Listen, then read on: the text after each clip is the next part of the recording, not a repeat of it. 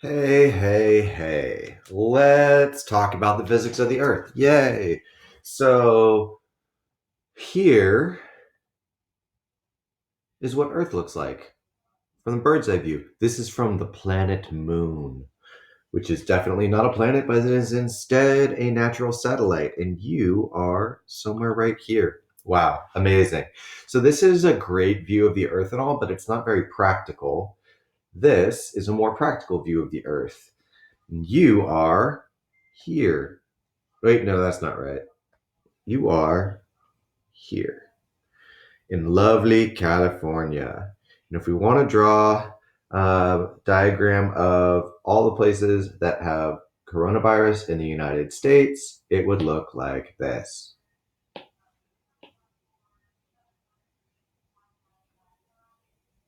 But that's not really what this is about.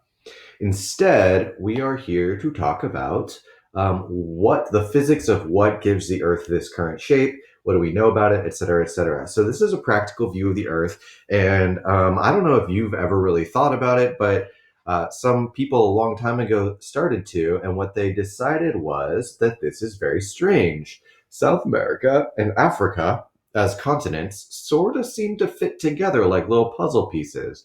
Is it perfect? No, but it's shockingly close. Bless me.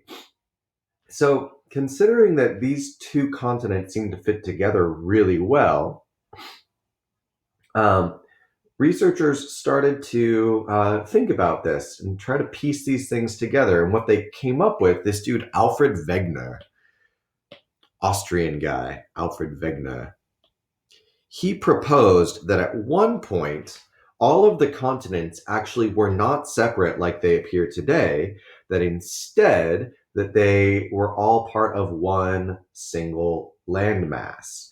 And so going back in time, he proposed that they were a supercontinent that he called Pangea.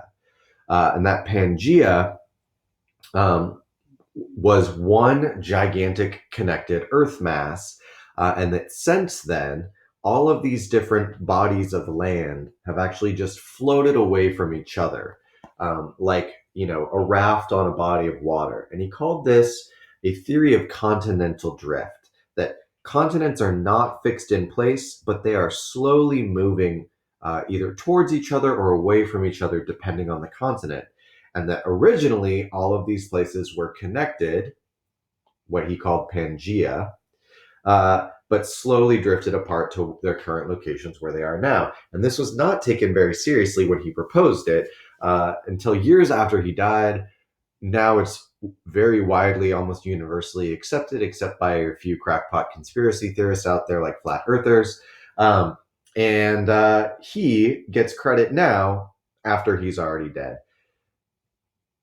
But at the time, his only evidence at first was sort of like, well, these continents look like they should go together. Look, like South Africa, South America, and Africa sort of fit together there. And then you could take the United States and just sort of like piece it together in there. And if you turned Australia upside down, it might fit right in here in this area. And like, oh, that's sort of cool. But he actually had more reasons than that.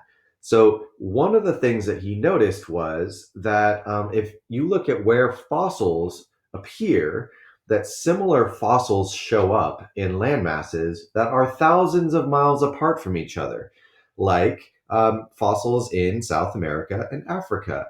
So, fossils of plants and animals that exist on these continents that are identical to each other, but those living things would have no way to have passed across the Atlantic Ocean. So, what that suggests is that at some point, at least, these two continents were connected such that these living things could move from one to the other freely, and that now they are separated by a body of water, but they weren't before. The same thing could be said for what we call geological strata, which is basically stripings of different layers of rock. That stripings of rock in South Africa are exactly the same as they are in, say, Brazil or South America. That is a shocking coincidence if it was in fact a coincidence, right? But again, Wegener proposed that The reason that they were the same is because they actually originated from the same place and that these two continents were once connected to each other. So, years after he died, researchers started mapping what's called the Mid Atlantic Ridge. And what this is a gigantic underwater mountain range that basically bisects or splits in half the Atlantic Ocean. So, that's what you see in this diagram over here on the right. This right here is the Mid Atlantic Ridge. And this is what the Atlantic Ocean would look like if you drained it of all of its water. Huge underground mountain ridge that happens to run all the way from the South Pole up into the North Pole, or at least the Southern Hemisphere to the Northern Hemisphere. The significance of this is that if you look at the Mid-Atlantic Ridge and the rocks to other sides, each side, right here in the center, this is the Mid-Atlantic Ridge. And to either side, the rocks start getting older.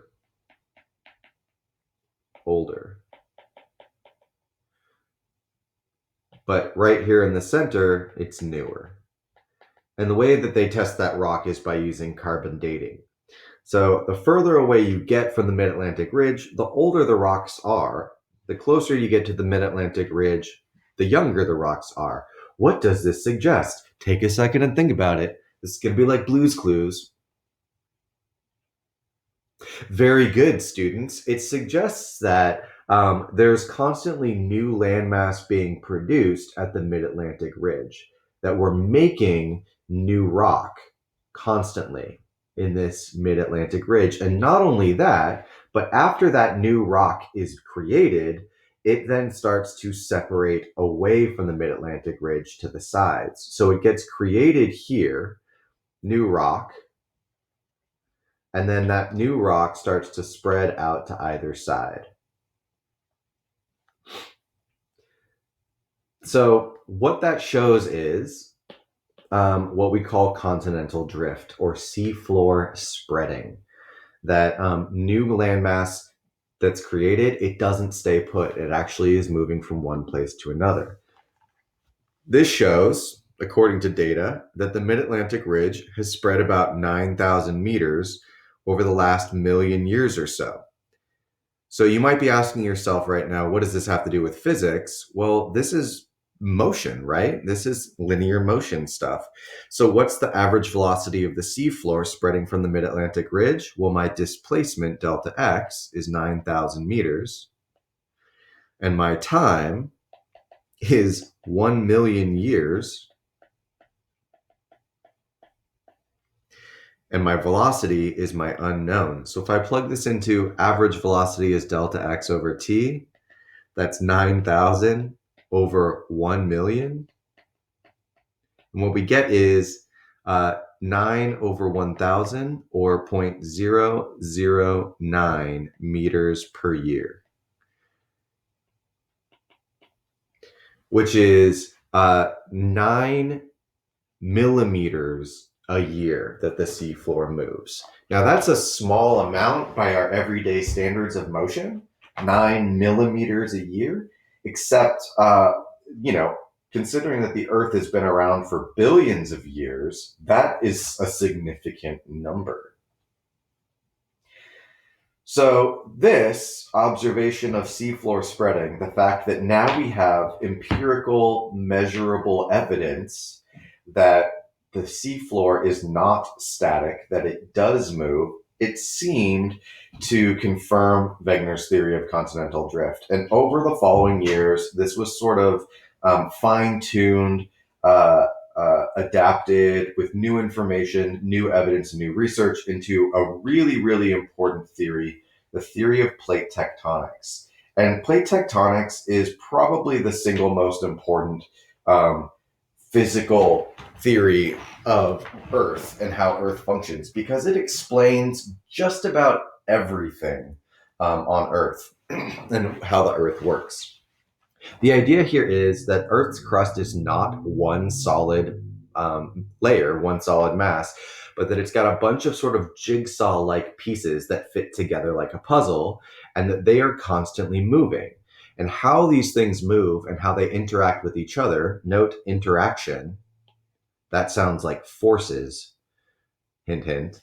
The interaction of these plates, these tectonic plates, explains pretty much everything, including volcanoes and earthquakes and mountains and gigantic like canyons and chasms at the bottom of the ocean, etc., etc. You wonder why California has so many earthquakes and Florida does not? Well, California is along a tectonic plate boundary and Florida is not. So the diagram on the right shows all of the different plates and the direction that they're drifting. So if you look here, let's see, get my highlighter out. Let's do green. This is North America, and we are right here. So this Pacific plate that California sits on is actually drifting to the left and up. So it's sort of like rotating like this. Right? And Hawaii is like right here, right in the middle of this whole thing. So Hawaii is actually moving towards the Philippines. And if the Pacific plate drifts at 0.07 meters per year, that's the velocity of the Pacific plate, and Hawaii is about 8,800,000 meters away from the Philippines, how long will it take for Hawaii to get there? So again, this is a physics problem that we can apply here. We have V equals delta X over T. T equals delta X over V. And if you plug that into your calculator, we'd get T equals 8,800,000 divided by 0.07. Plug it into the calculator. 100,000 divided by 0.07. And that is a very big number. Here, I'll write it down here at the bottom. That is a very big number. It ends up being 125714285.7. That is 125.7 million years. Which again sounds like a long time, but in the scale of like Earth's history and how old Earth is, that's really not that old. And what that means is that in 126 million years, Hawaii won't be an island in the middle of the Pacific Ocean. Hawaii will instead be running into and probably becoming part of the Philippine plate and actually be in a whole different location in the world. Thankfully, you won't be around to see that, and so you won't ever have to live in a world where Hawaii is not a gorgeous tropical island. So why does this stuff happen? Why are these plates moving? And that has to do with what the Earth is actually made of. So the Earth has three main layers. There's the core, that's in the very center. And the core has sort of two parts. It's got the inner core and the outer core. The inner core is really hot, and the outer core is really hot. The inner core is actually solid. It's predominantly just solid iron, very, very strong, and that's actually what gives the Earth its magnetic field. And the outer core is liquid iron, but still super, super hot. And this is actually so hot, it's hotter than the surface of the sun. Yes, that is true. The sun is only about 5,700 degrees Celsius. The inside of the Earth is about 6,000 degrees Celsius. So the Earth is actually hotter than the sun, depending on where you take your measurement from. So that's the core. Then you have the mantle, and the mantle is all of this liquidy stuff. All of this liquidy stuff here. Now, that's sort of a misnomer because we think of the mantle as being molten and fluid, It is fluid, but it's not liquid. It's what's called a plastic solid. Sort of like you could think about it like clay, like soft clay, or maybe like a silly putty or something like that. Like it's moldable. You can squish it and move it around, but it's not actually flowing freely. And then we have the crust. That's where we live on the surface. It's pretty chill. Ha ha ha. Temperature puns. So, why is it so hot? Well, for one, Earth has been around for a long time. For two, it's hella hot in there. Why would it be so hot if it's been around for so long and things tend to cool? So, more physics stuff here, right? What is the energy that's in the core that makes it so hot, right? What type of energy is happening down in that core? I'll let you answer. Think about it. Blues Clues. Very good, students. It's thermal energy, right? That's thermal energy. And thermal energy tends to come from a few things, but mostly friction. So, one thing is you have friction from the actual formation of the Earth, where all of this matter sort of collided with itself. Lots of friction, lots of thermal energy. You also have gravity that's trying to crush the earth down into smaller and smaller pieces, a smaller and smaller ball. And when the gravity is pulling the earth in, it causes pieces of earth to rub against each other. Again, more thermal energy. Lastly, you have radioactive decay. So you actually have nuclear materials like uranium, plutonium, and all that stuff inside the earth that are decomposing. That also creates thermal energy. So the earth is very hot inside because of all of this thermal energy created from primarily these three different things. So what? Why does that matter? Well, because it's so hot at the center of the earth and so not hot at the surface of the earth, you get what are called convection currents. And a convection current is sort of like how hot things flow from hot to cold. So you may be familiar with the concept that hot air rises. In the winter in your house, if you have the heat running, it's much, much hotter by the ceiling than it is by the floor. Or if you live in a two-story house, the second story is almost always hotter than the bottom story is. Because when hot things get hot, they expand, they become lighter, and so they rise. When things cool, they contract, they become denser, and they sink. And the same that happens with air happens inside the earth with this mantle. So you have a really hot, hot, hot mantle at the center that causes it to expand, and so it rises. But when it rises, it cools, and so it sinks. And when it sinks, it warms, so it rises. And when it rises, it cools, and so it sinks. And when it sinks, it gets hotter, so it rises. And then it sinks, and then it rises, and then it sinks, and then you get the point, right? So these are what are called convection currents, and they generally flow in specific directions inside the earth. Well, if you have this liquid underneath flowing in circles, it's actually going to drag the crust with it. And that's why you get plate tectonic movement, because of movement in the mantle underneath, dragging the crust on the surface with it.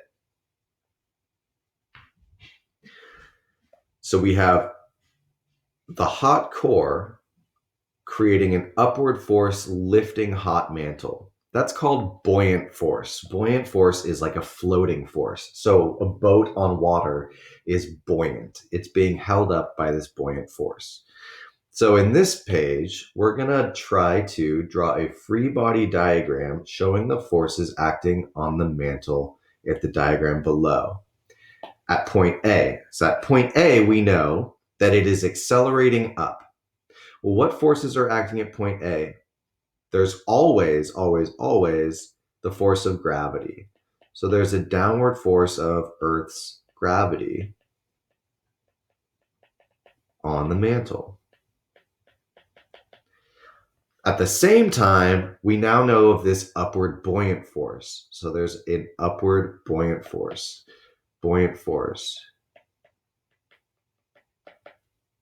on mantle. And I also know that that upward buoyant force has to be bigger than the downward gravitational force because it's accelerating up. So this is what my free body diagram would look like.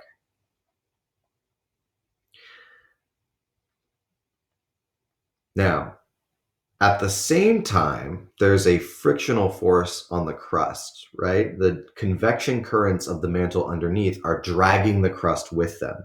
So we're going to draw a free body diagram of point B here, right? What's happening at point B on the crust? We know that the crust at point B is not accelerating towards or away from the surface, but it is accelerating to the right. In other words, the mid-Atlantic ridge is pushing it to the right. So again, there's a gravitational force down. There's also a buoyant force up. But in this case, because we're at the surface, these two forces are balanced. In other words, it's not sinking into the mantle and it's not flying off into space. It is being held static at the surface. Additionally, we have friction that is pushing the plate, the crust, to the right. So if you look at this free body diagram, you can see this is why the crust of the Earth is floating, right? Because gravity is canceled out by this floating buoyant force. This is also why the crust of the Earth is moving, because friction with this cycling mantle pushes the Earth's crust along in different directions. So the result of that is this plate tectonic theory. And there are three options for how these plates can occur. There is the possibility that the plates spread apart from each other. And that's what we call a divergent boundary. Divergent means spreading. This is like the mid-Atlantic ridge.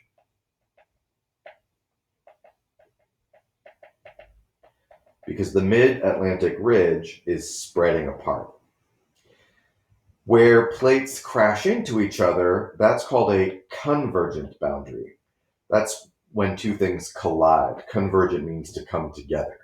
So a convergent boundary would be things like the Himalayas or the Swiss Alps. That's where two plates are actually crashing into each other, and crashing into each other is causing these gigantic mountain ranges to sprout up. And then lastly, we have what are called transform boundaries, and that's where the plates are not really spreading apart or crashing together, but are more sliding and slipping alongside each other. And transform boundary like this is like California.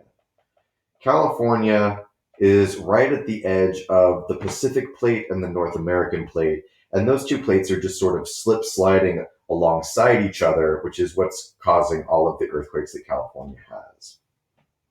In divergent boundaries, where things spread apart, you have two plates moving apart from each other, leaving a gap in the center. What do you think we might see there? Oh my gosh, you'd have all kinds of volcanoes. You'd have all kinds of like new islands forming. Wow, that's so cool. So Iceland actually has a divergent boundary. The mid-Atlantic ridge goes right through the center of Iceland.